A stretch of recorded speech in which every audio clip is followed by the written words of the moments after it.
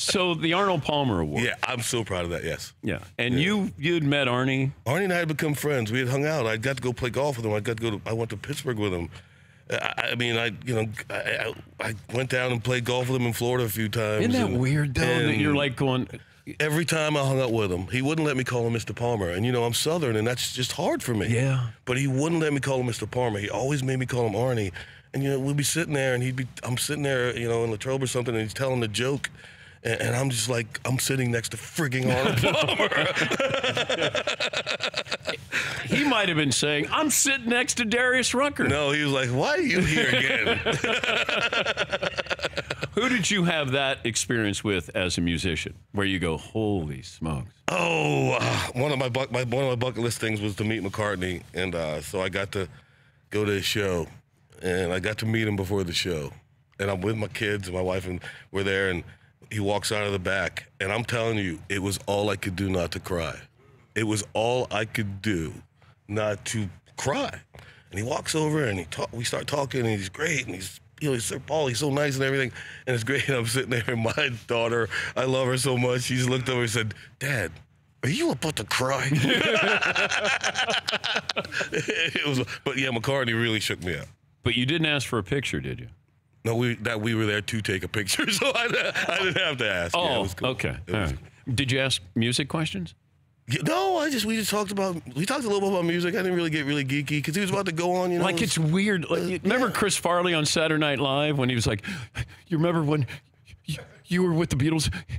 It was awesome. And then, what do you say? What do you say? Yeah. Exactly. Yeah. I got a million things I could say, but, all I said was thank you because, he's part of the reason I'm here today. What's the song you wish that you wrote that the Beatles wrote?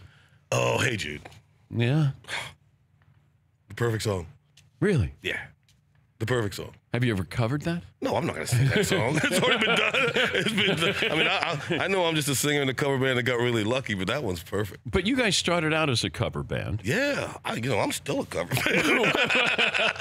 What was your go-to, this is going to slay, this brings the house down? Dude, there was a moment in our career when we, early on, like this was a year or two into playing, where we played 12 REM songs in our set. 12 REM songs in one set. Well, you do name drop Michael Stipe a couple of times, don't you? Like Stipe's my guy. Yeah, when I wrote Let Her Cry, I wrote Stipe in there. Yeah. We're still, REM was everything for us, everything.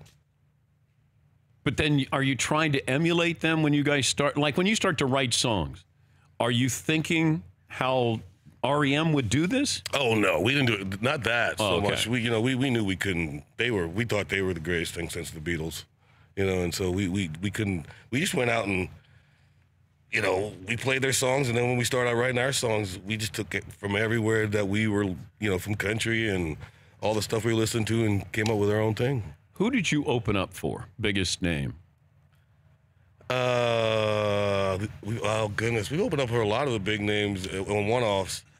The Allman Brothers, and we played with them, and we played we played festivals and stuff with all the big, Oh, we toured Europe with Slash's Snake Pit, Van Halen, and oh my God, and Bon Jovi, and we were playing Rock am Ring, and we were playing the big, 80,000 seat places, and it was unbelievable. And we have a great story about that. Every time Hootie plays, before we go on, we toast, and the last thing we say is, "Here's the Slash."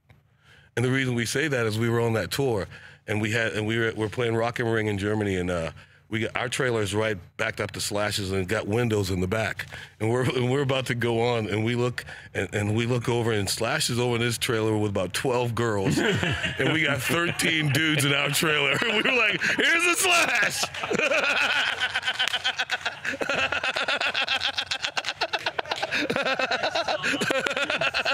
So every night we still toast the Slash. That was 25 years ago.